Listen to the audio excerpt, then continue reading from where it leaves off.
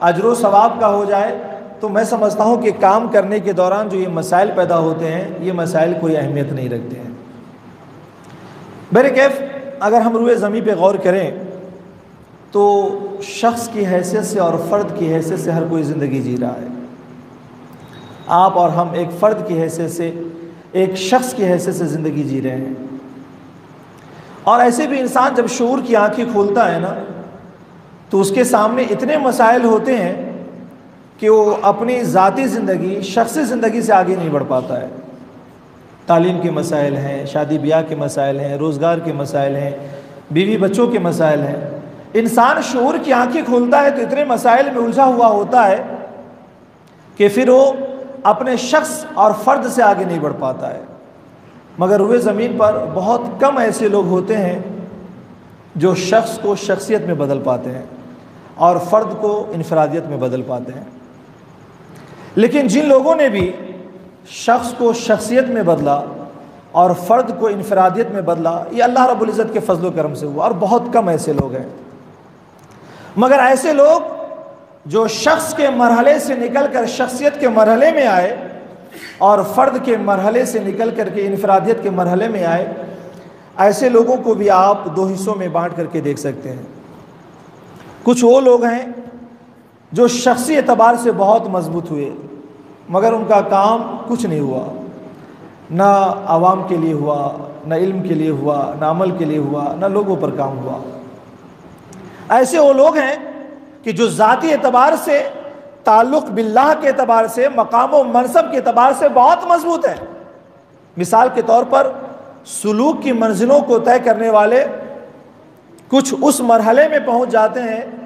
کہ جسے عالم جذبیت میں ڈال دیا جاتا ہے، اسے مذہب کی کیفیت میں ڈال دیا جاتا ہے۔ اب یہ جو ذات ہوتی ہے، اتنے مضبوط ہوتے ہیں عمل کے اعتبار سے، تعلق باللہ کے اعتبار سے، کہ ان کا مقابلہ نہیں کیا جا سکتا ہے، ان کے منصب کو پہنچنا بہت مشکل ہوتا ہے، لیکن ان کا کام آپ دیکھیں تو کچھ بھی نظر نہیں آئے گا، وہ اپنے آپ میں مست ہوتے ہیں، مگر ذاتی اعتبار سے اتنے مضبوط ہوتے ہیں کہ جس کا اندازہ لگانا مشکل ہے۔ اور سلوک کی منزل کو طے کرنے میں، اولیاء اللہ کے مقام و مرتبوں کو طے کرنے میں، کچھ وہ لوگ ہوتے ہیں جو مخفی الحال رہنا پسند کرتے ہیں کہ وہ رب کی رضا بھی پا لیتے ہیں، مقام ولایت، قطبیت اور ابدال سب کچھ حاصل کر لیتے ہیں، مگر وہ اپنے آپ کو چھپا کر کے رکھنا چاہتے ہیں۔ جب وہ خود کو چھپا کے رکھنا چاہتے ہیں تو ان کو وہی مقام دے دیا جاتا ہے کہ ذاتی اعتبار سے بہت مضبوط ہوتے ہیں مگر مخفی الحال ہوتے ہیں، ان کا کام کچھ نہیں ہوتا ہے۔ ایسا نہیں کہ یہ لوگ بیکار ہیں، ان کے کام ہوں گے، شاید کہ ہماری نظریں وہ کام نہیں دیکھ پاتی ہیں، یا بظاہر جسے ہم کام سمجھتے ہیں وہ کام بظاہر ان کا دکھ کر کے نہیں آتا ہے۔ تو شخص سے شخصیت کے مرحلے میں، فرد سے انفرادیت کے مرحلوں میں داخل ہونے والے ایک وہ لوگ ہوتے ہیں جو ذاتی اعتبار سے تو بہت مضبوط ہوتے ہیں، لیکن ان کا کوئی عوامی کام، دینی کام دکھ کر کے نہیں آتا ہے۔ مگر کچھ لوگ وہ ہوتے ہیں جو ذاتی اعتبار سے بہت ہی کوڑے ہوتے ہیں، ذاتی اعتبار سے بہت ہی خالی ہوتے ہیں، ذاتی اعتبار سے، تعلق باللہ کے اعتبار سے ان کا کچھ بھی لگاؤ نہیں ہوتا ہے، مگر کام ان کا بہت مضبوط ہوتا ہے۔ اتنا مضبوط کام ہوتا ہے کہ شاید آج پوری قوم مل کر کے اگر پیش کرنا چاہے تو شاید کہ اس کے کام کی نظیر نہیں پیش کر سکتی ہے۔ مثال کے طور پہ سید احمد خان کو آپ لے لیں، مسلم یونیورسٹی کی شکل میں اس کا کام اتنا مضبوط ہے اور اتنا پختہ کام ہے کہ شاید آج پوری قوم مل کے کرنا چاہے تو اس کی مثال آج نہیں دیکھ سکتی ہے ہماری قوم، مگر ذاتی اعتبار سے حال یہ ہے کہ پورا مکمل خالی ہے، نچلے عقیدے کا ہے، تعلق باللہ کچھ بھی نہیں ہے۔ اور ایسے لوگوں کی صفوں میں ایک دو نہیں، ٹھہر کر کے سینکڑوں نام شمار کرائے جا سکتے ہیں کہ جو ذاتی اعتبار سے، تعلق باللہ کے اعتبار سے، روحانیت کے اعتبار سے مکمل طور سے خالی ہیں، مگر ان کے کام کو اگر دیکھا جائے تو ان کا کام آسمان کی بلندیوں کو چھو رہا ہے۔ تو جو لوگ شخص سے شخصیت میں داخل ہوئے، فرد سے انفرادیت میں داخل ہوئے، تو کچھ لوگ وہ ہوئے جنہوں نے ذاتی اعتبار سے خود کو بہت مضبوط کیا، تعلق باللہ کے اعتبار سے بہت مضبوط کیا، مگر ان کا کچھ کام دکھ کر کے نہیں آیا۔ کچھ لوگ وہ ہوئے جنہوں نے کام پر اتنی توجہ دی کہ جن کا کام آسمان کو تو چھو رہا ہے مگر ذاتی اعتبار سے بہت ہی خالی نظر آتے ہیں، تعلق باللہ اور روحانیت کے مقام میں کوئی حیثیت نہیں رکھتے ہیں، مگر ان دونوں مرحلوں کو دیکھنے کے بعد جب ہم حضور حافظ ملت کی زندگی کو دیکھتے ہیں تو الحمدللہ حضور حافظ ملت کی ذات ایک ایسی ذات نظر آتی ہے جو ذاتی اور شخصی اعتبار سے بھی اتنی ہی مکمل ہے جتنے مکمل ان کا کام نظر آتا ہے، اور ان کا کام جتنا مکمل اور پختہ نظر آتا ہے شخصی اعتبار سے بھی حضور حافظ ملت کی ذات اتنی ہی پختہ نظر آتی ہے۔ یہ امتزاج بہت کم لوگوں کو میسر ہوتا ہے جو حافظ ملت کو میسر ہوا۔ شاید کہ اگر حضور حافظ ملت کے حوالے سے چند الفاظ بول دیے جائیں تو شاید کہ تعارف کی کوئی اور ضرورت نہیں پڑتی ہے، اور شاید کہ حضور حافظ ملت کہ اگر حیات کو اگر ابتدا سے لے کر آخر تک سنا دیا جائے تو یقیناً ان کی حیات کا ہر لمحہ ہمارے لیے کہیں نہ کہیں نقوش عمل بن کر کے آئے گا، مگر کوشش کرتا ہوں کہ آپ کے سامنے حضور حافظ ملت کا تعارف اس طرح سے کراؤں کہ وہ تعارف بھی ہوتا چلا جائے اور ہمارے لیے نمونہ عمل بھی بنتا چلا جائے۔ حضور حافظ ملت کی زندگی کو ایک طالب علم کی حیثیت سے اگر ہم دیکھتے ہیں، آج جو منایا جا رہا ہے وہ 46واں عرس منایا جا رہا ہے۔ حضور حافظ ملت کی زندگی کو بچپنے میں بھی دیکھے، جوانی میں بھی دیکھ رہے، آخری ایام میں بھی دیکھے، علم کے اعتبار سے دیکھے، عمل کے اعتبار سے دیکھے، تقویٰ کے اعتبار سے دیکھے، زہد کے اعتبار سے دیکھے، گفتاروں کے کردار کے اعتبار سے دیکھے، مصنف ہونے کے اعتبار سے دیکھے، مناظر ہونے کے اعتبار سے دیکھے، مقرر ہونے کے اعتبار سے دیکھے، بانی اور مبانی ہونے کے اعتبار سے دیکھے، جتنے مرحلے ہیں حضور حافظ ملت کی زندگی کو دیکھتے چلے جائیے، ایک کامل اور مکمل انسان کا جو تصور ہمارے ذہنوں میں ابھر کر کے آ سکتا ہے حضور حافظ ملت کی ذات پوری مکمل نظر آتی ہے۔ ایک طالب علم کی رہنے کی حیثیت سے دیکھیں، خدا کرے کہ ہم لوگ بھی تاحیات طالب علم بن کر کے رہیں۔ حضور حافظ ملت، اب تو ماں باپ میں جذبہ ہی نہیں رہا کہ اپنے بچوں کو یہ بھی سکھائیں کہ بیٹے استاد کا ادب کرو،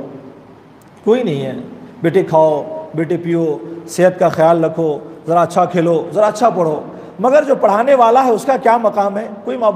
بتانے کو تیار نہیں ہے۔ ان کی قدر کیسے کی جائے، ان کی عزت کیسے کی جائے، کوئی بتانے کو تیار نہیں، الٹا ہی ذہن دینے کو تیار ہے کہ استاد مارے تو پھر آؤ گھر پہ بتاؤ،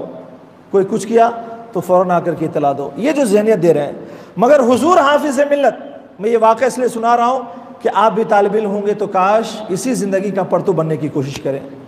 حضور حافظ ملت درسگاہ میں جب پڑھا کرتے تھے، اور پھر جب حضور صدر الشریعہ جب درسگاہ سے کھڑے ہوتے تو سارے کے سارے طلبہ کھڑے ہو جاتے، حضور حافظ ملت بھی کھڑے ہو جاتے، اور جب حضور صدر الشریعہ علامہ امجد علی رحمۃ اللہ تعالی علیہ حجرے سے باہر چلے جاتے تو سارے طلبہ بیٹھ جایا کرتے تھے، مگر حضور حافظ ملت نہیں بیٹھتے، حضور حافظ ملت کھڑے رہتے۔ اور جب حضور صدر الشریعہ اپنے کام کو انجام دے کر جب دوبارہ درسگاہ میں داخل ہوتے اور پھر جب اجازت ملتی تب جا کر کے حضور حافظ ملت بیٹھا کرتے تھے۔ یہی جو استاد کا ادب تھا، یہی جو استاد کا احترام تھا کہ جس نے ایک عبدالعزیز کو وقت کا حافظ ملت بنا دیا۔ اور جب تک یہ ادب اور احترام نہیں آئے گا نا، ہمیں وہ مقام و مرتبہ نہیں مل سکتا ہے۔ ہم اپنے اکابرین کی زندگی کو دیکھتے ہیں نا تو ان لوگوں نے جو مقام حاصل کیا ہے وہ پڑھا کم ہے، ادب سے زیادہ پایا ہے۔ میرے والد گرامی حضور خواجہ مظفر حسین رحمۃ اللہ تعالیٰ علیہ سے انٹرویو لے رہے تھے تو پوچھا حضور کہ سرکار اعلیٰ حضرت کے بعد ہماری جماعت میں اگر کوئی اتنا بڑا عالم نظر آتا ہے اور اتنے علوم و فنون پر کوئی دسترس رکھتا ہے تو صرف آپ کی ذات ہے، کوئی دوسری نظر نہیں آتی ہے، اس کی وجہ کیا ہے کہ آپ نے اتنے علوم و فنون حاصل کر لیے؟ تو انہوں نے ایک ہی جملہ کہا کہ سنو، اساتذہ کے پاس بیٹھ کر کے صرف شنید کیا، گفت نہیں کیا، صرف سنا، کبھی زبان کو ہلایا نہیں۔ یعنی ادب کا مرحلہ تھا کہ استاد جو کہتے رہے وہ سنتا رہا، کبھی ان کی ہاں میں نہ میں ہاں نہیں ملایا، کبھی زبان نہیں کھولا۔ یہی ادب کا مقام و مرحلہ تھا کہ مجھے اتنا بڑا عالم بنایا گیا، یہی ادب کا مرحلہ۔ اور پھر استاد سے تعلق، استاد کا احترام، استاد کی اولادوں کا احترام، اگر کوئی سیکھنا چاہے تو حضور حافظ ملت کی زندگی سے سیکھے کہ کتنا ادب و احترام اپنی زندگی بجا لایا۔ جب بھی حضور صدر الشریعہ علیہ رحمۃ الرضوان آپ گھوسی سے اجمیر شریف یا بریلی شریف آپ جب بھی جایا کرتے تھے تو مبارک پور جانے کے لیے جو ریلوے اسٹیشن پڑتا ہے وہ سٹھیاؤں پڑتا ہے، چھوٹا سا اسٹیشن ہے مگر مبارک پور کی نسبت سے بھی بہت بڑا ہو گیا, بہت مشہور ہو گیا. تو جب بھی حضور صدر الشریعہ یہاں سے گزرتے وہ خط لکھ کر اطلاع دیتے کہ فلاں دن فلاں ٹرین سے یہاں سے گزر رہا ہوں, تو حضور حافظ ملت کھانا بنا کر کے اسٹیشن پہنچ جایا کرتے تھے. اور یہ ہمیشہ یہ تعلق آپ نے قائم رکھا. اور ایک استاد شاگردی کا رشتہ, اب تو عالم یہ کہ استادوں کا فون آ جائے تو لوگ اٹھاتے بھی نہیں ہے کہ کہاں پتہ نہیں کیا کام کے لیے بھیج دیں گے, پتہ نہیں کون سے بات کے لیے آواز دے دیں گے. مگر یہ بات دیکھیں کہ خط ملے تو کہہ سکتے تھے خط نہ ملا ہو, مگر پابندی سے آپ کھانا بنوا کے پہنچتے. مگر ایک اتفاق یہ بھی دیکھیں کہ ایک شاگرد کو بھی کیسا ہونا چاہیے اور اپنے استاد کا مقام کیسے منوانا چاہیے. حضور حافظ ملت ایک مرتبہ خط آیا کہ فلاں وقت جا رہا ہوں مگر آپ نہیں گئے. حضور صدر الشریعہ نے بعد میں خط بھیجا, کہا کہ آپ کے معمول کے مطابق آپ ہمیشہ آیا کرتے تھے مگر آپ اس بار تشریف نہیں لائے, وجہ کیا ہے؟ فرمایا حضور مسلسل کافی دنوں سے مناظرہ کر رہا ہوں اور مجھے یہ خدشہ ہوا کہ شاید اگر میں ملنے چلا گیا تو کل ہو کر کے مخالفین یہ آواز اٹھائیں گے کہ عبدالحفیظ کو کچھ آتا, عبدالعزیز کو کچھ آتا نہیں تھا, اس لحاظ سے وہ اپنے استاد سے معلوم کرنے گیا ہے. میں یہ بتانا چاہتا تھا کہ میرے استاد نے اتنا مجھے نواز دیا ہے کہ اب کچھ جانے کی ضرورت حاصل نہیں ہوتی ہے, صرف اس معاملے میں کہ کہیں مجھے سبکی محسوس نہ کرایا جائے اور میرے استاد کو کمتر نہ بتایا جائے. یہ تعلق, اور اتنا تعلق مضبوط رکھا, اتنا تعلق مضبوط رکھا اپنے استاد سے کہ حضور حافظ ملت کو جس طریقے سے حضور صدر الشریعہ نے چاہا نا, اسی طریقے سے حضور حافظ ملت نے اپنے استاد کے صاحبزادے علامہ ضیاء المصطفیٰ کو چاہا. اور اتنا چاہا کہ جب بھی پروگرام میں جاتے تو اکثر علامہ ضیاء المصطفیٰ کو لے کے جاتے, بلکہ وقت پہ تو ادارہ بھی سونپ دیا, ساتھ میں لے کے جاتے. ایک مرتبہ یعنی ایک استاد کا اگر لڑکا ہے تو اس کے ساتھ بھی ہمیں کیسے پیش آنا ہے یہ زندگی میں دیکھیں آپ, ورنہ آج ہمارے پاس یہ فکر بالکل نہیں ہے. یاد رکھ لیجئے کتابوں سے کچھ نہیں ہوتا ہے, جو کچھ ملتا ہے استادوں سے ملتا ہے. ایک مرتبہ آپ کہیں پروگرام میں گئے تو علامہ ضیاء المصطفیٰ صاحب بھی قبلہ ساتھ میں ہے. حضور حافظ ملت سے کسی نے پوچھا کہ حضور کیا ضیاء المصطفیٰ صاحب کا بھی ٹکٹ نکال دوں, وہ بھی ساتھ میں جائیں گے؟ تو حضور حافظ ملت فرماتے آپ نے کیا کہا, کیا ضیاء المصطفیٰ میرے ساتھ جائیں گے؟ وہ میرے استاد زادے ہیں, ضیاء المصطفیٰ میرے ساتھ نہیں جائیں گے, آپ ٹکٹ نکال دے ضیاء المصطفیٰ کے ساتھ میں جاؤں گا. یہ جو تعلق ہے, یہ جو ربط ہے اور یہ جو جذبہ ہے, یقینی طور پر یہ سب کے اندر نہیں آ پاتا ہے. حضور حافظ ملت رحمۃ الرضوان کو اگر ایک طالب علم ہونے کی حیثیت سے دیکھیں, ایک شاگرد ہونے کی حیثیت سے دیکھیں, تو ادب کا جو پہلو ہے, تعظیم استاد کا جو پہلو ہے اور اخلاق کا جو پہلو ہے, اتنا مکمل نمایاں نظر آتا ہے کہ یقیناً اس زندگی سے ہم بہت کچھ سیکھنے کی کوشش کر سکتے ہیں. حضور حافظ ملت علیہ رحمۃ الرضوان بڑی محنت و مشقت سے علم حاصل کیا ہے. اور یاد رکھیں کہ حضور حافظ ملت نے پڑھتے پڑھتے آپ نے تعلیم ترک کر دی تھی. گھر کے اتنے مسائل آ گئے کہ پھر حضور حافظ ملت ہمت نہ کر سکے کہ میں آگے پڑھ سکوں, تو آپ مدرسے میں بھی پڑھانے لگے اور امامت بھی کرنے لگے. لیکن آپ ہمیشہ اپنی دادی حضور سے کہا کرتے تھے, اماں حضور سے کہا کرتے تھے کہ ابا اور دادا کی تو خواہش تھی کہ میں عالم بھی بنوں گا, میں کہاں بن پایا میں عالم. آپ اندازہ لگائیں کہ پھر جب مرحلے آسان ہوئے تو حضور حافظ ملت نے مدرسے اور مسجد کو چھوڑ کر 27 سال کی عمر میں پھر جامعہ نعیمیہ مراد آباد میں داخلہ لیا ہے. یہ مرحلہ بھی بتاتا ہے کہ زندگی میں اگر علم حاصل کرنے کا اگر جذبہ ہو, شوق اور لگن ہو, تو پھر عمریں نہیں دیکھی جاتی ہے. اور پھر حضور حافظ ملت علیہ رحمۃ الرضوان اس عمر میں علم حاصل کیے, حضور صدر الشریعہ کا فیضان حاصل کیا, اور پھر جو آپ نے کام کیے اور جو کارنامے انجام دیے وہ سبوں کی نظروں کے سامنے. مگر حضور حافظ ملت یقین جانیے یہ جو آج اشرفیہ کی شکل میں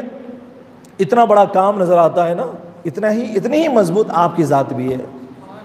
انہی کا روحانی فیض کام کر رہا ہے کہ اشرفیہ آج پھلتا پھولتا ہوا نظر آ رہا ہے, اور ساری دنیا میں اس کے فارغین آج دین و سنیت کا کام کرتے ہوئے نظر آ رہے ہیں. حضور حافظ ملت کی ذات اتنی پختہ ذات کہ جب آپ فارغ ہوئے ہیں تو آپ کو اس زمانے میں جو شاید کہ اب 100 سال سے زائد کا عرصہ ہو گیا, آگرہ کی جامع مسجد میں 200 روپے تنخواہ پہ بلایا گیا. 200 روپے تنخواہ. آپ سوچیں کہ 100 سال پہلے سے کتنی اہمیت رہی ہوگی. اور پھر کلکتہ سے آپ کو 500 روپے کی تنخواہ پر حضور حافظ ملت کو بلایا گیا تو آپ نے فرمایا میں نے علم حاصل کر لیا ہے, اب میں ملازمت نہیں کروں گا, اب صرف دن کا کام کروں گا. اور پھر 500 روپے کی تنخواہ ایک جگہ, 200 روپے والی تنخواہ ایک جگہ. حضور صدر الشریعہ نے آپ کا انتخاب مبارک پور میں 35 روپے میں فرمایا, لیکن کبھی نہیں کہا کہ میں 35 روپے میں کیسے جاؤں 500 کو چھوڑ کر, 200 روپے کی تنخواہ کو چھوڑ کر, بلکہ استاد کی بات کو قبول کیا اور خدمت دین کے لیے حاضر ہو گئے. تو الحمدللہ ایک طرف جہاں آپ نے خطاب کیے, مناظرے کیے, درس و تدریس کے کارنامے انجام دیے, ساتھ ہی ساتھ اپنی محنت سے, مشقت اور لگن سے آپ نے اتنا بڑا کارنامہ انجام دیا اور اہل سنت کو جامعہ شفیع کی شکل میں اتنی بڑی امانت سونپی کہ اس کی نظیر آج ہمیں ہندوستان بھر میں نظر نہیں آتی ہے. اتنی شخصیت پختہ, اتنی شخصیت پختہ کہ آج بھی لوگ مبارک پور والے بتاتے ہیں کہ کبھی حضور حافظ ملت کو ہم نے نگاہ اٹھا کر چلتے ہوئے نہیں دیکھا. اور کتنی کامل ذات,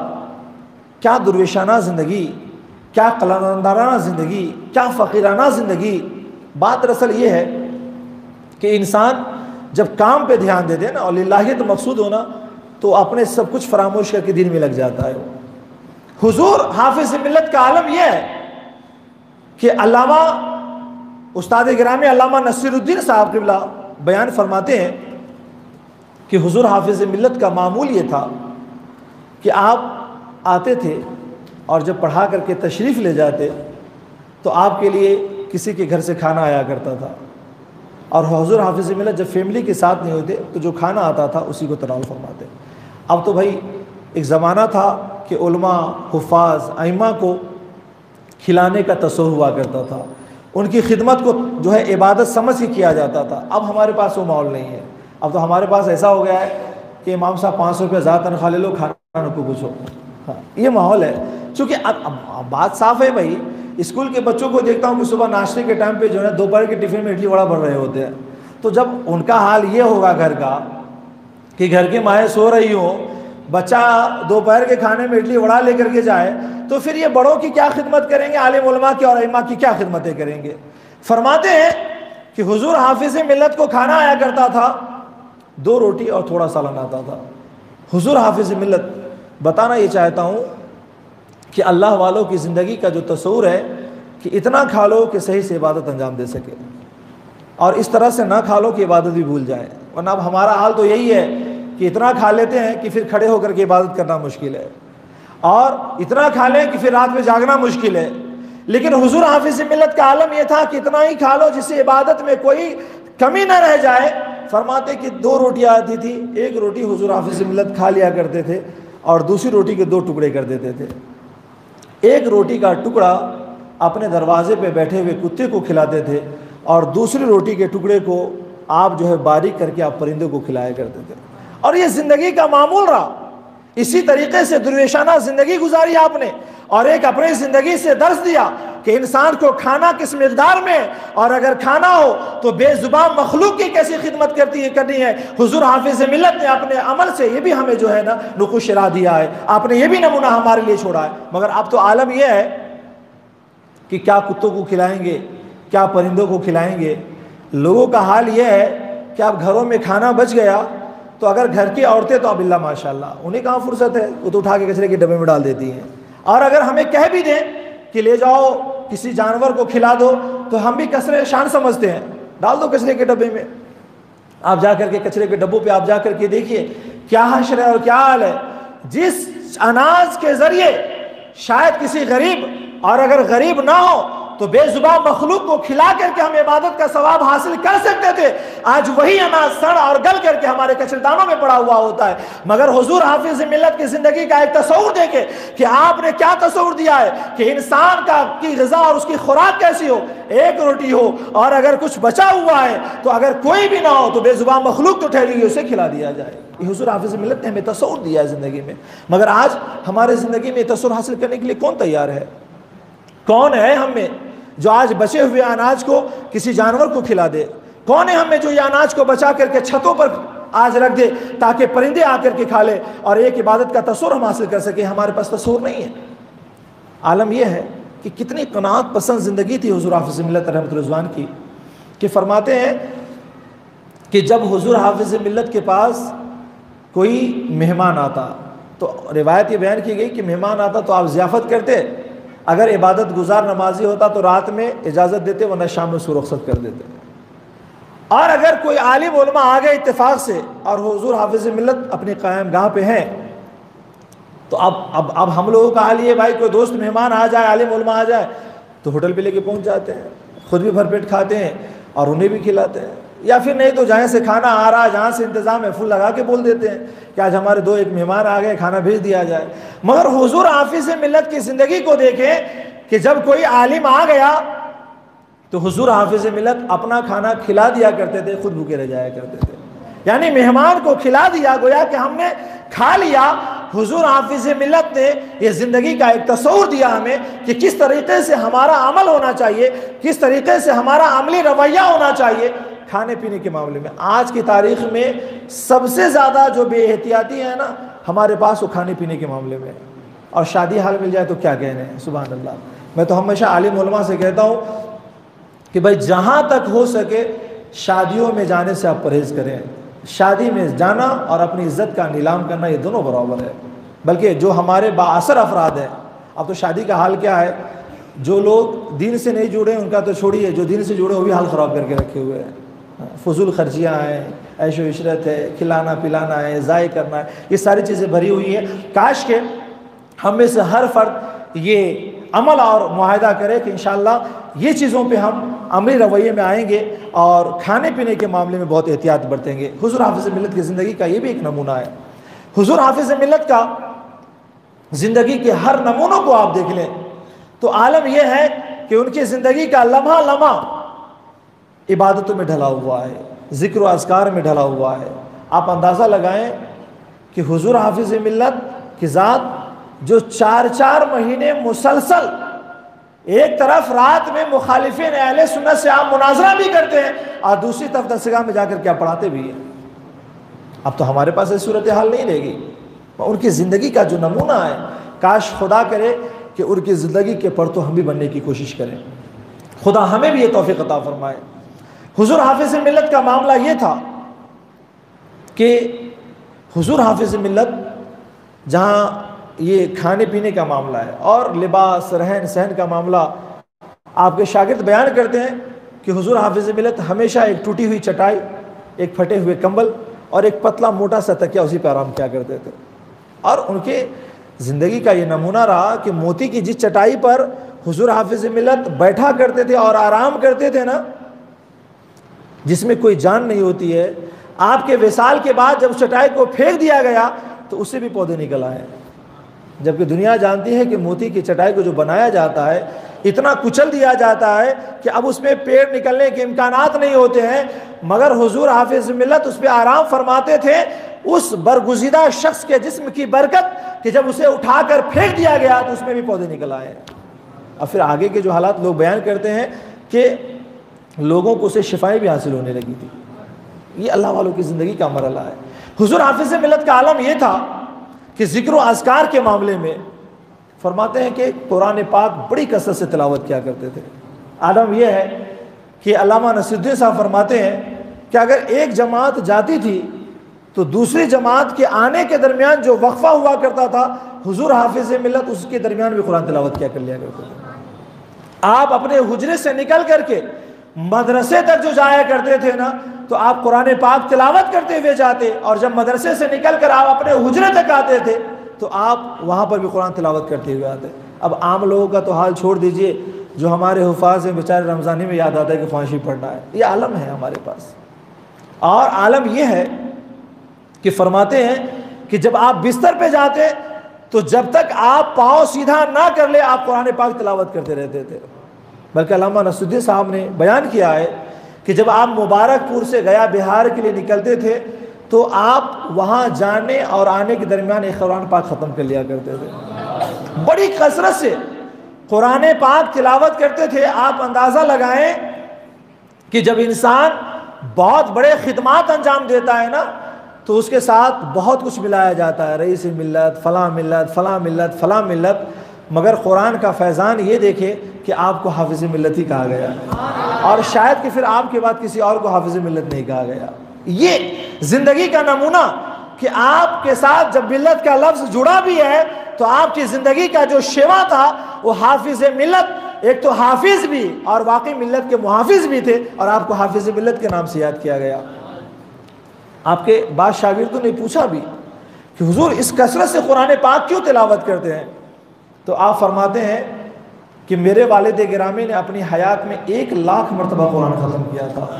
میری یہ خواہش ہے کہ کم از کم اتنا تو قرآن ختم کر کے میں بھی جاؤں. آپ اندازہ لگائیں قرآن سے یہ شفقت, یہ محبت, قرآن سے جو یہ لگاؤ ہے, یقیناً اگر ان کی ذات زندگی میں داخل بھی ہوئی ہے تو یہ والدین سے ہی ملا ہے, یہ ماں باپ کے نقش قدم سے ہی ملا ہے. یہ حافظ ملت کی ذات. عمل کے معاملے میں یہ صورتحال ہے کہ ایک طرف آپ مدرس بھی ہیں, ایک طرف ادارے کے آپ بانی مبانی بھی ہیں, اور عالم یہ ہے کہ ذکر و اذکار میں آپ اس طرح سے لگے ہوئے ہیں. عالم یہ ہے. اچھا, حضور حافظ ملت نے اتنا بڑا سرمایہ دیا, اتنا بڑا ادارہ بنایا, مگر خود آپ کے رہنے سہنے کا کیا معاملہ ہے؟ اب تو عالم یہ ہے کہ جو مدرسے کا ناظم اعلیٰ بن گیا یا مدرسے کا بانی اور مبانی بن گیا تو مدرسہ بنے نہ بنے خود تو بن جاتا ہے. اب عالم تو یہ ہے کہ لوگ چندہ دیتے ہو پوچھتے بھی ہے کہ مولانا یہ مدرسہ جو ہے رسید پر ہے کہ زمین پر ہے. یہ صورتحال ہے. مگر حضور حافظ ملت کو آپ دیکھیں کہ کیا زندگی گزاری کہ 100 سے قریب ایکڑ زمین پر اشرفیہ پھیلا ہوا ہے, اس کی ایک ایک عمارتیں کروڑوں روپے کی بنی ہوئی ہے, مگر حضور حافظ ملت نے اپنی پوری زندگی جس مکان میں گزارا وہ مکان پکے کا نہیں بلکہ کھپڑے کا بنا ہوا تھا. وجہ خلوص, وجہ للہیت, وجہ دین کا درد, وجہ دین اسلام کا فروغ, وجہ سنیت کی حفاظت, وجہ دین کے لیے ایک بہترین قلعہ قائم کرنا. آپ نے اپنے آپ کو اس میں اتنا مصروف رکھا کہ یقیناً دین کی فکر ہمیشہ رہی, کبھی اپنی ذاتی زندگی کی آپ نے فکر نہیں کی. عالم یہ ہے کہ آپ 20 دن 15 دن 10 دن میں آپ تراویح سنایا کرتے تھے اور بقیہ ایام کے لیے آپ چندے کے لیے نکل جایا کرتے تھے. یہ حضور حافظ ملت کا یہ معمول رہا ہے, اور اس طریقے سے آپ نے ادارے کو فروغ دیا. بلکہ ادارے کے لیے جو محنتیں کی حضور حافظ ملت نے, ادارے کے لیے حضور حافظ ملت نے جو مشقتیں کی ہے, اب عالم یہ ہے کہ انسان دیکھیے ایک بات بتائیں, جب تک کوئی انسان قربانیاں نہیں دیتا ہے نا دین کی حفاظت نہیں ہوتی ہے. ہم اور آپ کیا قربانیاں دیں گے؟ ہم اور آپ اگر قربانیاں دے رہے ہیں نا تو صرف اپنی ذات کے لیے دے رہے ہیں, اپنی عزت کے لیے دے رہے ہیں, اپنی شہرت کے لیے دے رہے ہیں. لیکن یہی وہ اللہ والوں کی ذات تھی نا کہ جنہوں نے ساری قربانیاں دی ہیں نا تو فقط اور فقط دین کے لیے دی ہے, دین کی حفاظت کے لیے دیا ہے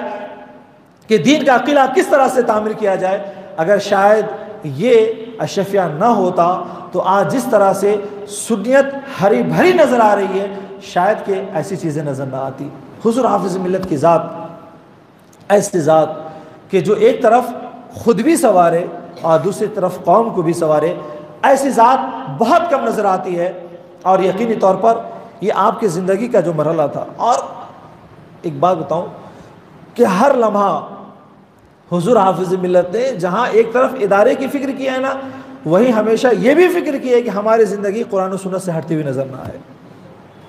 اور کتنی فکر کی ہے کہ آپ حیران ہو جائیں گے کہ میری معلومات کے مطابق کوئی واحد ذات ہے جس نے بغیر تصویر کی حج کی ہے, وہ حضور حافظ ملت کی ذات ہے. جب بھی کوئی قافلہ روانہ ہوتا تھا تو کہتے تھے جا رہے آقا کی بارگاہ میں میرا سلام عرض کر دینا, اور کہنا کہ حضور عبدالعزیز آنا چاہتا ہے مگر گناہ کر کے نہیں آنا چاہتا ہے. حضور عبدالعزیز آنا چاہتا ہے مگر آپ کے فرمان خلاف کر کے نہیں آنا چاہتا ہے. حضور عبدالعزیز آنا چاہتا ہے اس طور پر کہ تصویر نہ کھنچوائے اور آپ کی بارگاہ میں حاضر ہو جائے. یہ حضور حافظ ملت ہر جانے والے سے یہی پیغام بھجوایا کرتے تھے. اور دنیا نے دیکھا کہ جب سنت کی فکر ہو اور انسان سنتوں پر عمل کرنے کا جذبہ پیدا کر لے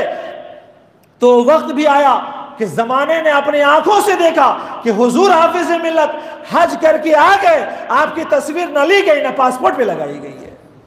یہ سنتوں کا پر عمل کا جو جذبہ تھا نا، اگرچہ جانے کے لیے تصویر کھنچانا جائز ہے، آپ تو بھائی ہر جگہ کھنچوا رہے ہیں، لیکن سنتوں پر عمل کا جو جذبہ تھا کہ حضور آنا ہے، آپ کی بارگاہ میں طاقت تو ہے، مگر ایک چیز رکاوٹ پیدا کر رہی ہے، یہی وہ لگن تھی نا، یہی وہ جذبہ تھا اور یہی نیت تھی اور سنتوں پر عمل کا جذبہ تھا کہ آپ بغیر تصویر کی بھی حج کرنے چلے گئے۔ اور سنتوں کی فکر اتنی رہتی تھی نا، اب ہمارے پاس کیا ہے، نہ کھانے نہ پینے نہ اٹھنا نہ بیٹھنے میں ہے، کہیں پر بھی سنتوں کا تصور نہیں ہے۔ بتاؤں آپ کو، بیشتر ہمارے پاس جو بیماریاں آ رہی ہیں نا، شاید کہ اس کی وجہ یہی ہے کہ ہم اٹھنے بیٹھنے سونے لباس پہننے کھانے پینے میں سنتوں کی پرواہ نہیں کر رہے ہیں، جیسے چاہا کھا لیا، جیسے چاہا پہن لیا، جیسے چاہا سو لیا۔ مگر کیسی شخصیت تھی، وہ کیسی ذات تھی حضور حافظ ملت کی کہ باریک سے باریک چیزوں میں آپ ہمیشہ سنت کا خیال کیا کرتے تھے۔ جب آپ کے دائیں پاؤں میں زخم ہو گیا تو کوئی صاحب دوا لے کر کے آئے، کہا حضور یہ دوا لایا ہوں آپ کے پاؤں میں لگانا ہے۔ ٹھنڈی کے ایام تھے، ٹھنڈی کا زمانہ تھا، حضور حافظ ملت نے موزہ پہن رکھا تھا، تو جب کہا کہ حضور آپ کو دوا لگانی ہے تو حضور حافظ ملت نے بائیں پاؤں کا موزہ نکالا۔ تو آپ سے اس نے پوچھا کہ حضور دوا دائیں پاؤں میں لگانی ہے، آپ بائیں پاؤں کا موزہ نکال رہے ہیں، تو فرماتے ہیں سنت یہ ہے کہ بائیں طرف کا نکالا جائے پہلے۔ یہ چیزیں دیکھیں کہ نہ آپ نے مرض کو دیکھ رہے ہیں، نہ دوا لگانے کو دیکھ رہے ہیں، نہ آپ ٹھنڈی کو دیکھ رہے ہیں، اگر دیکھ رہے ہیں کسی چیز کو کہ سنت کیسے ادا ہوگی اس کو دیکھ رہے ہیں آپ۔ جب اس طریقے سے فکر ہونا، تب جا کر کے کوئی ذات نکل کر کے آتی، ابھر کر آتی ہے، تو حضور حافظ ملت کی ذات ابھر کر کے آتی ہے۔ اور حضور حافظ ملت نے جہاں اپنے رہن سہن ہر چیز میں آپ نے سنت، اچھا ایسا نہیں ہے، ایک استاد ہونے کی حیثیت سے جو شفقت، جو محبت، جو مروت ہونی چاہیے نا، حضور حافظ ملت کے اندر بدرجہ اتم نظر آتی ہے۔ اب تو استادوں کے اندر نہ شفقت ہے نہ مروت ہے، وہ تو ظالم ہوتے چلے جا رہے ہیں، یا تو مارو یا تو پیٹو یا بس اپنی ذمہ داری پڑھا دو بھگا دو۔ یہ استاد کا مطلب نہیں ہے۔ استاد کا مطلب یہ ہے کہ جس طریقے سے آپ اپنی اولاد کی فکر کرتے ہیں ویسے شاگردوں کی فکر کریں، جس طریقے سے آپ اپنے اولاد کو چاہتے ہیں نا ویسے ہی آپ اپنے شاگردوں کو چاہیں۔ جتنا اچھا خیال اپنے اولادوں کے لیے رکھتے ہیں نا اتنا ہی اچھا خیال آپ اپنے شاگردوں کے لیے رکھیں۔ بھائی اسکول اور کالج سے تو ہم امید نہیں لگا سکتے ہیں کیونکہ ان کا یہ مقصد ہی نہیں، ان کا یہ مشن ہی نہیں ہے، ان کا تو مشن ہے بس پیسہ کمانا ہے۔ کم از کم مدرسوں میں تو یہ ذہن پیدا ہونا چاہیے کہ مدرسے کا ایک ایک طالب علم ہماری شفقت اور ہماری مروت کا محتاج ہے، اور اس کے ساتھ ہم وہی سلوک کریں جو اپنی اولادوں کے ساتھ سلوک کرتے ہیں۔ اور اگر کوئی نہ کر سکا تو بہتر یہ ہے کہ بیچارہ استادی نہ کرے، کوئی دوسرا کام کرے، تو شاید کہ اس کے حق میں بہت یہ بہتر ہوگا۔ حضور حافظ ملت شاگردوں کے ساتھ شفقت، اور وہ نگاہیں بھی تو ملی تھی۔ جب حضور حافظ ملت کے پاس سیوان، یہ بلیا، یہ گوپال گنج، چھپڑا کا جو علاقہ آتا ہے نا، یہ یو پی اور بہار سے متصل علاقہ ہے۔ یہ جو علاقہ ہے دینی تعلیم سے بھی بڑی دوری تھی، اب تو حالات بہت سنور گئے، اور بے حیائی بھی بہت زیادہ تھی، اور ابھی بھی بہت حد تک ہے۔ عالم یہ ہے کہ وہاں سے کچھ لوگ آئے، فرمایا کہ حضور ہمارے علاقے میں ایک امام کی ضرورت ہے، بھیج دیں۔ کل بھی قلت تھی اور آج بھی قلت ہے، کیونکہ عالم یہ ہے کہ ہم اپنے بچوں کو عالم اور حافظ بنانا نہیں چاہتے۔ ایک زمانہ تھا کہ پٹنہ کی سرزمین پر کوئی جنازہ رکھا ہوا تھا، کوئی پڑھانے والا نہیں تھا، تو کسی بندے نے دیکھا تھا اور کہا تھا کہ میں مدرسہ ضرور قائم کروں گا، صرف اس جنازے کو نہ پڑھانے والا ملنے کی وجہ سے پٹنہ کی سرزمین پر جو ادارہ قائم کیا گیا مدرسہ شمس الہدیٰ، ایک زمانہ آیا کہ اعلیٰ حضرت سرکار کے شاگرد حضور ملک العلماء اس کے صدر المدرس ہوئے۔ کہیں نہ کہیں آنکھیں کھولیے، جب درد اپنی قوم کا دکھے گا نا تب جا کر کے دین کا کام ہوگا۔ جب گھر کا دروازہ بند کر کے ٹی وی اسکرین پہ نظریں رکھیں گے نا اور اپنی مال و دولت پہ جب عیش و عشرت کریں گے تو دین کا درد کہاں جاگے گا کہ ہماری قوم کس حال میں جی رہی ہے، ہماری قوم کتنی دین سے دور ہے، ہماری قوم کو کس راہوں پہ لا کے کھڑا کرنا ہے۔ یہ بغیر جذبہ صادق کے اور بغیر سچی طرف کے ہمارے دلوں میں نہیں آ سکتا، یہ لانا پڑے گا ہمارے اپنے اندر۔ کہا کہ حضور ایک ایسے عالم کو بھیج دیجئے جو علاقوں کو سنبھال لے۔ ہاں آپ تو اتنا ہوتا ہے بھائی مصلی سنبھال لے، چونکہ اب ہم بس ترتیب بدل گئی نا،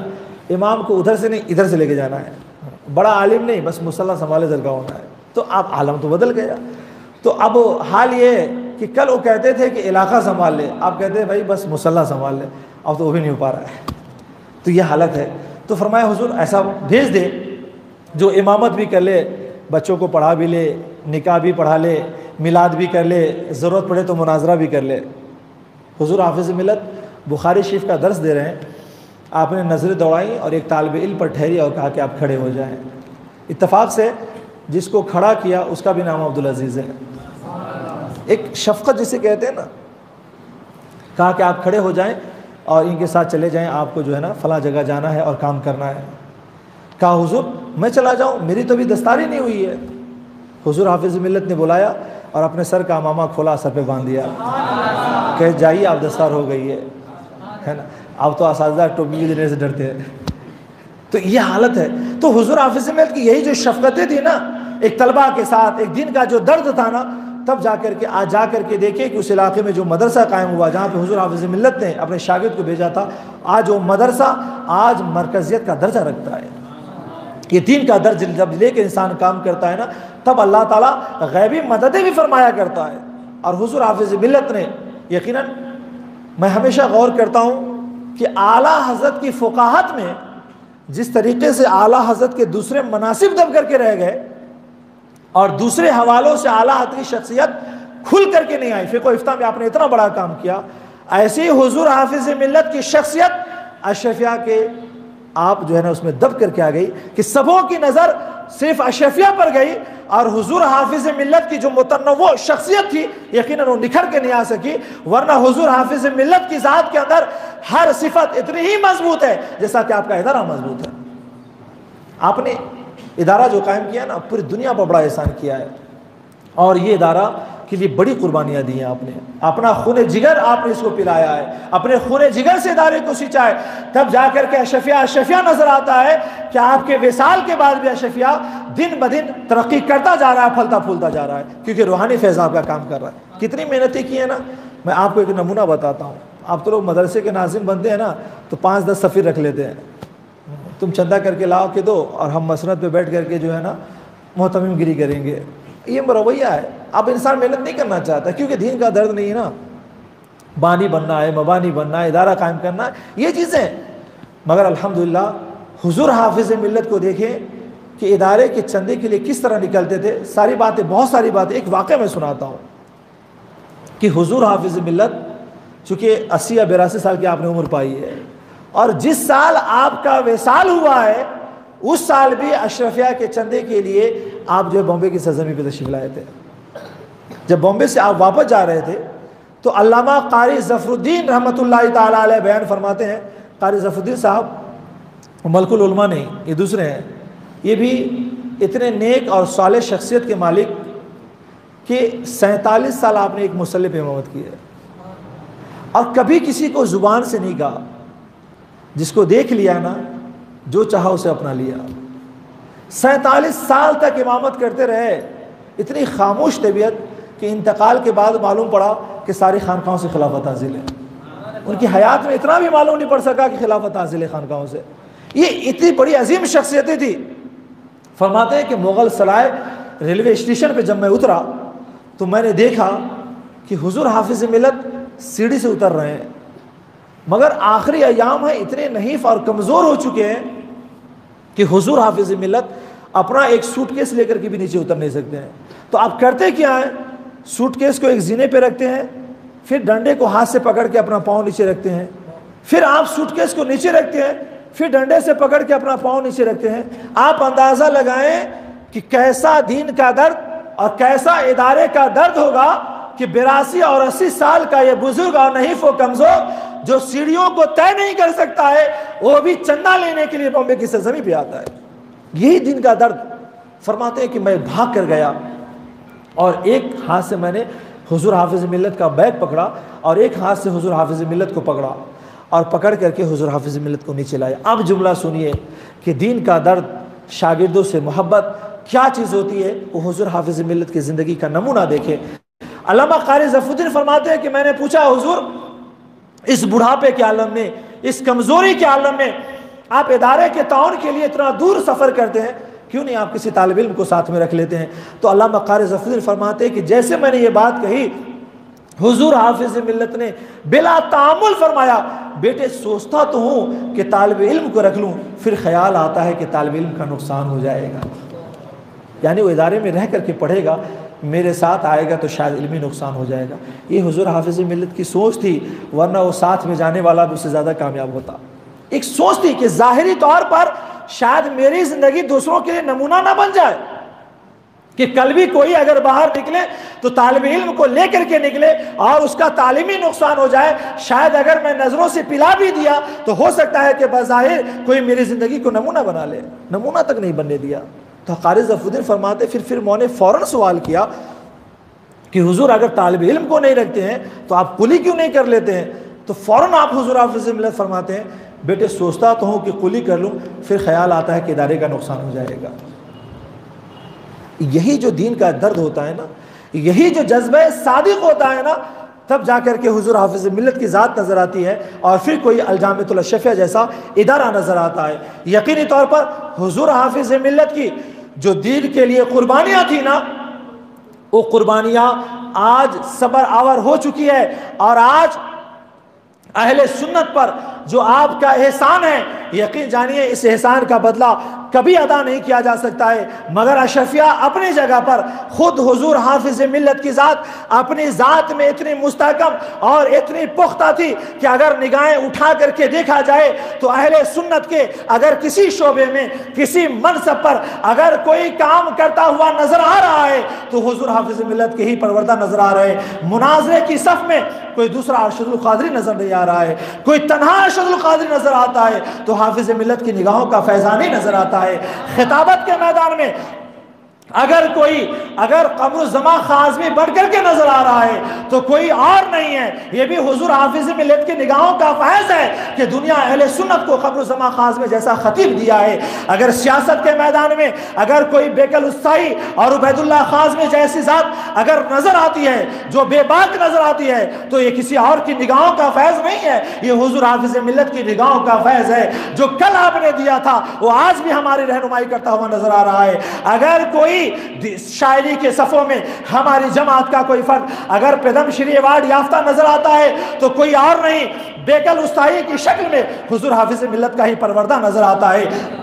اگر دعوت و تبلیغ میں آپ اٹھا کر کے دیکھ لیں، مدی میاں جیسی شخصیت نظر آتی ہے، اگر حضور حامد اشرف جیسی شخصیتیں نظر آتی ہے تو کوئی اور نہیں، یہ سب بھی حضور حافظ ملت کی نگاہوں کا فیض ہی نظر آتا ہے۔ اور عالمی سطح پر بھی آپ جا کر کے دیکھیں، علامہ شفیق احمد جیسی شخصیتیں کوئی نظر آ رہی ہے تو یہ بھی حضور حافظ ملت کی پروردہ نظر آتی ہے۔ ہندوستان سے لے کر بیرون ہند تک آپ تصنیف و تالیف کے شعبے میں دیکھ لیں، تدریس کے شعبے میں دیکھ لیں، تقریر کے شعبے میں دیکھ لیں، سیاست کے شعبے میں دیکھ لیں، اگر ہر شعبے میں اہل سنت کی کوئی نمائندگی کرتا ہوا نظر آتا ہے تو یاد رکھ لیجئے اگر وہ پروردہ ہے تو فقط حضور حافظ ملت کی نگاہوں کا پروردہ ہے۔ اتنی مستحکم ذات، اتنی منظم ذات، اتنی اعلیٰ ترین ذات کہ یاد رکھ لیجئے کبھی کبھی انسان کسی نہ کسی خوبی کی بنیاد پر اپنے آپ کو متعارف کرانے کی کوشش کرتا ہے کہ شاید میں اچھا قرآن پڑھ لوں، شاید میں اچھا حافظ بن جاؤں، شاید میں اچھا عالم بن جاؤں، شاید میں اچھا دین کا داعی بن جاؤں، میں اچھا ایک امام بن جاؤں۔ ہر انسان اپنے اندر کوئی نہ کوئی ایسی خوبیاں لانے کی کوشش کرتا ہے کہ جس سے لوگوں میں اس کی پہچان ہو جائے، مگر یاد رکھ لیجئے حضور حافظ ملت کی ایک ایسی ذات کہ جس خوبی سے بھی آپ قریب ہوئے حضور حافظ ملت نہیں پہچانے گئے، بلکہ ان کی خوبیوں سے حضور حافظ ملت کی ذات سے خوبیاں پہچان لی گئی۔ یہ حضور حافظ ملت کی ذات تھی۔ تو یقیناً حضور حافظ ملت کی ذات کو اگر ہم ابتدا سے لے کر آخر تک دیکھتے ہیں تو حضور حافظ ملت کی ذات درسگاہ میں ہو تو استاد کے لیے نمونہ عمل ہے، اگر آپ اسٹیج پر ہو تو خطیبوں کے لیے نمونہ عمل ہے، مناظروں کے لیے نمونہ عمل ہے، اگر آپ مدرسے کے تعاون کے لیے باہر نکلتے ہیں تو ناظم اعلیٰ اور محتمم کے لیے نمونہ عمل ہے۔ زندگی کے جس حصے میں بھی حضور حافظ ملت نے اپنا حصہ گزارا ہے، یقین جانیے کہ سب کے لیے انہوں نے نمونہ قائم کیا ہے۔ یہ حضور حافظ ملت کا روحانی فیض ہے کہ آج یہ ہمارا شہر بھی اس فیض کو آج حاصل کرتا ہوا نظر آ رہا ہے۔ سچی بات تو یہ ہے کہ کہنا نہیں چاہیے، مگر درد ہوتا ہے تو کہنا پڑتا ہے۔ لوگ کہتے ہیں کہ ان کا تعلق تو یو پی کی سرزمین سے ہے، کیا ضرورت ہے کہ گلبرگہ شریف میں ان کے لیے پروگرام کا اہتمام کیا جائے۔ اب سمجھ رہے ہوں گے کون کہتے ہیں، ہے نا؟ یاد رکھ لیجئے کہ بات